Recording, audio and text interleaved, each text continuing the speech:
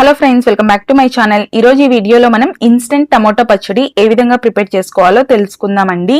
ఇది టేస్ట్ అయితే అచ్చం మనం నిల్వ టమోటా పచ్చడి ఏ విధంగా ఉంటుందో అదే విధంగా ఉంటుంది.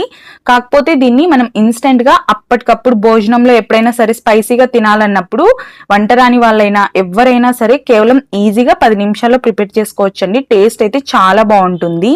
మీరు టమోటాలకి తడి కూడా మనం ఏమి క్లీన్ చేసుకోవాల్సిన అవసరం లేదండి. అలాగే తడితో అయినా వేసుకోవచ్చు. కాకపోతే ఇలా తడి తుడుచుకొని వేసుకోవడం వలన మనం ఫ్రిడ్జ్ లో పెట్టుకొని ఈ పచ్చడిని ఒక వారం రోజుల పాటు కూడా వాడుకోవచ్చండి.